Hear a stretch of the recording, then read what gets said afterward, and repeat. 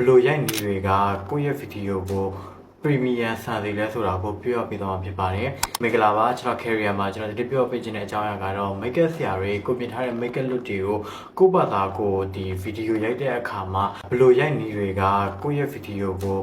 ပရီမီယံဆန်သေးလဲဆိုတာကိုပြောပြသွားမှာဖြစ်ပါတယ်။နံပါတ်1အချက်အနေနဲ့ကကြတော့ model ကိုငြိမ်ငြိမ်လေးပဲထားပါငြိမ်ငြိမ်လေးပဲထားပါဆိုတာကကျွန်တော်ခန္ဓာကိုယ်ငြိမ်ငြိမ်လေးပဲထားပါခန္ဓာကိုယ်ငြိမ်လေးထားပြီးတော့မှ model ကိုခေါင်းတော့လည်းခေါင်းမျက်လုံးတော့လည်းခေါင်းဆိုရင်ဟိုဘက်လက်ဒီဘက်လက်မယ်မျက်လုံးဆိုရင်ကျွန်တော်အောက်ကနေအပေါ်မျက်လွှာဖွင့်တာလေးရိုက်လို့ရတယ်အဲ့လိုကိုကင်မရာကလည်းအငြိမ် model ကလည်းအဲ့လိုငြိမ်ငြိမ်လေးနဲ့ထားရိုက်ပါအဲ့ဒါကကိုယ့်ရဲ့ဗီဒီယိုကို premium ဆန်းစေပါတယ်။နှစ်အချက်ကကြတော့ဒီကိုယ့်ရဲ့ကင်မရာကိုဇွန်းရင်ဇွန်းအောင်လုပ်တဲ့အခါမှာငြိမ်ငြိမ်လေးပဲဝင်ပါငြိမ်ငြိမ်လေးပဲထွက်ပါအဲ့ဒါကပို့ပြီးတော့ကြည့်ရတာတိတိငြိမ်နဲ့ကြည့်ရတာပိုကောင်းပါတယ်။အပေါင်းချက်ကပါလဲဆိုတော့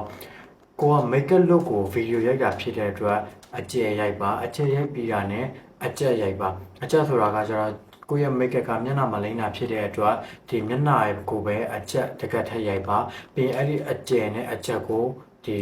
လေယောင်းညှိရွှင်အောင်ဆက်လာရင်ကိုယ့်ရဲ့ဗီဒီယိုကကြည့်ကောင်းသွားပါလိမ့်မယ် makeup လို့လည်းပေါ်ပြီးကြည့်လို့လှအောင်ဒီနည်းလမ်းလေးတွေကိုအသုံးပြုပြီးတော့ရိုက်လို့ရပါတယ်